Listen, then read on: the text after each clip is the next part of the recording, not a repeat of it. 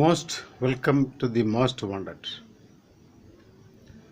Indian പൊതുജനാധിപത്യ മതനിരപേക്ഷ ധാരയിൽ നികത്താനാവാത്ത വിടവ് സൃഷ്ടിച്ചുകൊണ്ടാണ് CPIM general secretary Sitaram Yechury യാദൃശ്ചികമായി വിടവാങ്ങിയിരിക്കുന്നത്. ഈ വിടവ് നികത്താൻ തൽക്കാലം കഴിയില്ല എന്നുള്ളത് ആർക്കും തർക്കമുണ്ടാകാൻ ഇടയില്ലാത്തൊരു വസ്തുതയാണ്. സീതാറാം യെച്ചൂരിയുടെ പൊളിറ്റിക്കൽ കരിയർ ഞാൻ പറയാതെ തന്നെ എല്ലാവർക്കും അറിയാവുന്നതാണ്. അദ്ദേഹം JNU പ്രോഡക്റ്റാണ്. JNUവിൽ പഠിച്ച് പൂർണ്ണസമയ രാഷ്ട്രീയ പ്രവർത്തനത്തിലേക്ക് വന്ന സുന്ദരയ്യയുടെ നാട്ടുകാരനാണ് സഖാവ് സീതാറാം യെച്ചൂരി. രാഷ്ട്രീയ നയങ്ങൾ, അടവ് നയങ്ങൾ രൂപപ്പെടുത്തുന്നതിൽ മൂർത്തമായ സാഹചര്യത്തെ മൂർത്തമായി വിലയിരുത്തുന്നതിൽ അങ്ങേയറ്റം മുൻപന്തിയിൽ നിന്ന പ്രാഗ്മാറ്റിക് കമ്മ്യൂണിസ്റ്റാണ് സഖാവ് സീതാറാം യെച്ചൂരി എന്ന് പറയാം.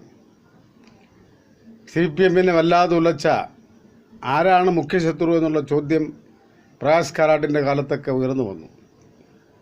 അന്നും കോൺഗ്രസ് അല്ല BJP ആണ് നമ്മുടെ മുഖ്യശത്രു. BJPയെ പരാജയപ്പെടുത്തുന്നതിന് വേണ്ടി കോൺഗ്രസിനെ പിന്തുണച്ചാലും അതൊരു ആത്മഹത്യാപരമായിരിക്കില്ല, മറിച്ച് രാജ്യത്തിന് വേണ്ടി ചെയ്യുന്ന ത്യാഗമായിരിക്കും എന്ന നിലപാടിൽ ഉറച്ചു നിൽക്കുവാൻ സഖാവ് സീതാറാമിന് കഴിഞ്ഞു എന്നുള്ളതാണ് യാഥാർത്ഥ്യം. അങ്ങനെ സീതാറാം അതിനുവേണ്ടി ഫൈറ്റ് ചെയ്തുകൊണ്ടിരിക്കുകയാണ് പാർട്ടി കേന്ദ്ര കമ്മിറ്റിയിലും പോളിറ്റ് ബ്യൂറോയിലും.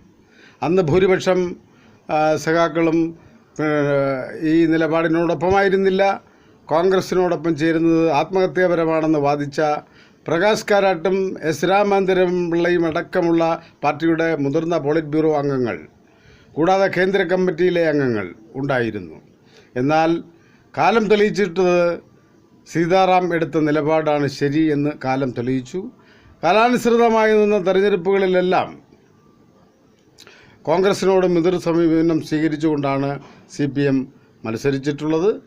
അതിൻ്റേതായ മുന്നേറ്റം ഇടതുപക്ഷ മതേതര ജനാധിപത്യ പ്രസ്ഥാനങ്ങൾക്ക് ഉണ്ടാക്കാനും കഴിഞ്ഞു.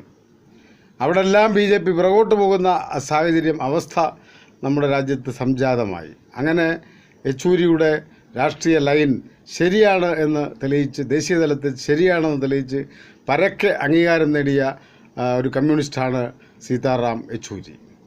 കേരളത്തെ സംബന്ധിച്ച് പറഞ്ഞാൽ കേരളത്തിലെ ഇടതുപക്ഷ ജനാധിപത്യ മുന്നണിക്കും പ്രത്യേകിച്ച് CPIMനും ദിശാബോധം നൽകുന്നതിൽ കൃത്യമായ ഇടപെടലുകൾ നടത്തിയ ഒരു സഖാവാണ് സീതാറാം യെച്ചൂരി. നമുക്കറിയാം, 2 തവണ 3 തവണ VS അച്യുതാനന്ദന് പാർട്ടി സ്ഥാനാർത്ഥിത്വം നിഷേധിക്കുകയും ജയിച്ചു വന്നപ്പോൾ മുഖ്യമന്ത്രി സ്ഥാനം നിഷേധിക്കുകയും ചെയ്ത വേളകളിലെല്ലാം കേന്ദ്ര നേതൃത്വത്തിൻ്റെ ഭാഗമായി ഇടപെട്ട് അദ്ദേഹത്തിൻ്റെ നിലപാട് ശരിയാണെന്നുള്ള ഉറച്ച വിശ്വാസം കൊണ്ട് സീതാറാം അദ്ദേഹത്തിന് വേണ്ടി വാദിച്ചു. അദ്ദേഹത്തെ സ്ഥാനാർത്ഥിയാക്കി മത്സരിപ്പിച്ചു, ജയിപ്പിച്ചു, ഒപ്പം മുഖ്യമന്ത്രിയുമാക്കി. എന്നാൽ തൊട്ടടുത്ത് നടന്ന തെരഞ്ഞെടുപ്പിൽ 2011 നടന്ന തെരഞ്ഞെടുപ്പിൽ 2 സീറ്റുകളുടെ വ്യത്യാസത്തിലാണ് രണ്ടാം തുടർഭരണം, ഇപ്പോൾ ചരിത്രമെന്ന് പറയുന്ന ഈ തുടർഭരണം നഷ്ടമായത്. അത് ബോധപൂർവം കൂത്തുപറമ്പ് ഉൾപ്പെടെയുള്ള 9 മണ്ഡലങ്ങളിൽ പരാജയം സ്വയം ഏറ്റുവാങ്ങിക്കൊണ്ടാണ് രണ്ടാം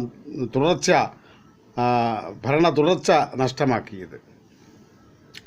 എന്തായാലും അതിനുശേഷം നടന്ന തെരഞ്ഞെടുപ്പിൽ 2016 VSനെ സ്ഥാനാർത്ഥിയാക്കി. VSൻ്റെ മുഖം കാണിച്ച്, പിണറായി വിജയൻ്റെ പോസ്റ്ററിൽ പോലും VSൻ്റെ മുഖം കാണിച്ചാണ് വോട്ട് നേടിയത്.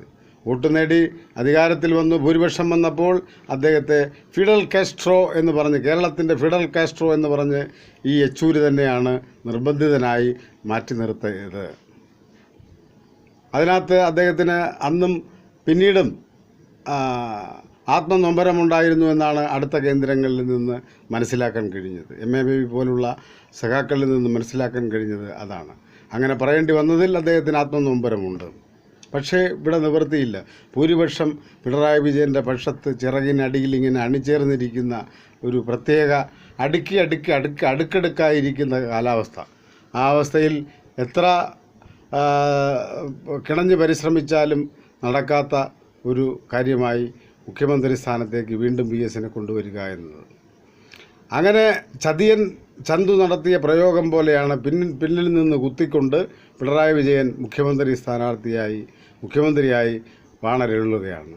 അതിൻ്റെ തുടർച്ചയെന്നോണം രണ്ടാം പിണറായി സർക്കാരും വന്നു. പിണറായി നേരത്തെ ഞാൻ പറഞ്ഞ് 2011 തെരഞ്ഞെടുപ്പിൽ 2 സീറ്റുകൾക്കാണ് ഇടതുപക്ഷ ജനാധിപത്യ മുന്നണി പരാജയപ്പെടുന്നത്. VS വളരെ അദ്ദേഹത്തിൻ്റെ സ്വതസിദ്ധമായ ശൈലിയിൽ പറഞ്ഞു, 2 UDF അംഗങ്ങൾ മൂത്രമൊഴിക്കാൻ പോയാൽ തീരാവുന്നതേ ഉള്ളൂ UDF ഭരണം എന്ന് സ്വതസിദ്ധമായ ശൈലിയിൽ VS അന്ന് പറഞ്ഞത് ഇന്നും നമുക്ക് ഓർമ്മയുണ്ടാകും. അതിനുശേഷം പിണറായി മുഖ്യമന്ത്രിയായി ആദ്യത്തെ തവണ ഭരണത്തിൻ്റെ ഏതെങ്കിലും ഒരു ആനുകൂല്യം പറ്റണം എന്ന് പാർട്ടി നിർബന്ധിച്ചപ്പോഴാണ് ഭരണപരിഷ്കാര കമ്മീഷൻ ചെയർമാനായ അദ്ദേഹം മനസ്സോടെ അത് ഏറ്റെടുത്തത്. അത് പൂർത്തിയാക്കാതെ തന്നെ 4 വർഷം കഴിഞ്ഞപ്പോൾ ആ സ്ഥാനവും പദവിയും എല്ലാം ഒഴിഞ്ഞ് അതിൻ്റെ സൗകര്യങ്ങളും ഒഴിഞ്ഞു കൊടുത്തു. പിന്നീട് തുടർഭരണം വന്നു. തുടർഭരണം വന്നത് നമുക്കറിയാം. പ്രളയം നടക്കുന്നു. കോഴിക്കും കാക്കയ്ക്കും പട്ടിക്കും പൂച്ചയ്ക്കും ഒക്കെ ആഹാരം കൊടുക്കണം, വെള്ളം കൊടുക്കണമെന്ന് പറഞ്ഞുകൊണ്ട് പിണറായി വിജയൻ ഒരു വലിയ മാനുഷിക പരിവേഷം അണിഞ്ഞു. അപ്പോൾ സ്വാഭാവികമായിട്ടും ഇടതുപക്ഷ ജനാധിപത്യ മുന്നണി വീണ്ടും പെൻഷനും കിറ്റും ഒക്കെ കൊടുത്തു. അതെല്ലാം യാഥാർത്ഥ്യമാണ്. അങ്ങനെ പിണറായി വിജയൻ വീണ്ടും മുഖ്യമന്ത്രിയായി ചരിത്രം സൃഷ്ടിക്കുകയാണ്. യഥാർത്ഥത്തിൽ ചരിത്രം സൃഷ്ടിച്ചത് 2011 2011 2 സീറ്റിന് പരാജയപ്പെടുന്നു. 9 സീറ്റിൽ CPMന് സ്വയം പരാജയം ഏറ്റുവാങ്ങുന്നു.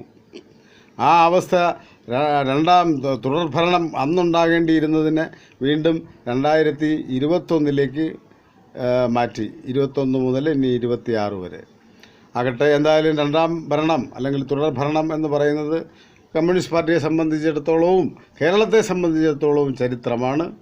ആ ചരിത്ര നിർമ്മിതിക്ക് പിണറായി വിജയൻ ചരിത്ര സൃഷ്ടാവായി മാറിയിട്ടുണ്ട്. അതിനൊന്നും യാതൊരു സംശയവുമില്ല. അങ്ങനെ യെച്ചൂരി കേരളത്തിലെ സംഘടനാ രംഗത്ത് ഇടപെട്ടിട്ടുള്ളത് വളരെ ആശാവഹമായിട്ടുള്ള, വളരെയേറെ നയപരമായിട്ടുള്ള പ്രശ്നങ്ങളിൽ ഇടപെട്ട് പാർട്ടിയെ നേർവഴിക്ക് നയിക്കുന്നതിന് ഭൂരിപക്ഷവും ന്യൂനപക്ഷവും അവിടെ നോക്കിയില്ല.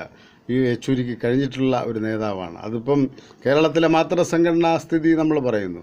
അതുപോലെ ബംഗാളിലും ത്രിപുരയിലും മറ്റ് സംസ്ഥാനങ്ങൾ പഞ്ചാബിലും ഒക്കെ ഇടപെടുന്നതിൽ CPIMന് നല്ല ഒരു ഉണ്ടാകുന്നതിന് വേണ്ടി സീതാറാം യെച്ചൂരി അഹോരാത്രം പണിപ്പെട്ട ഒരു പ്രിയപ്പെട്ട സഖാവാണ്. അദ്ദേഹത്തിൻ്റെ വേർപാടിൽ ഇപ്പോൾ നമുക്ക് അദ്ദേഹം ഈ സമയമാകുമ്പോൾ യഥാർത്ഥത്തിൽ ക്രിമേഷൻ എന്ന് പറയുന്നത് അദ്ദേഹത്തിനില്ല. എയിംസിലെ കുട്ടികൾക്ക് MBBS കുട്ടികൾക്ക് പഠനാർഹം അദ്ദേഹത്തിൻ്റെ മൃതദേഹം കൊടുത്തിരിക്കുകയാണ്. എന്തായാലും അദ്ദേഹം വിടവാങ്ങിക്കഴിഞ്ഞു. ഇനി ആര് എന്നുള്ള ചർച്ച CPMൽ ഇപ്പോൾ നടക്കുന്നുണ്ട്. ഇനി തീർച്ചയായിട്ടും MA ബേബി മുതിർന്ന പോളിറ്റ് ബ്യൂറോ അംഗമാണ്. താരതമ്യേന ചെറുപ്പമാണെന്ന് പറയാം.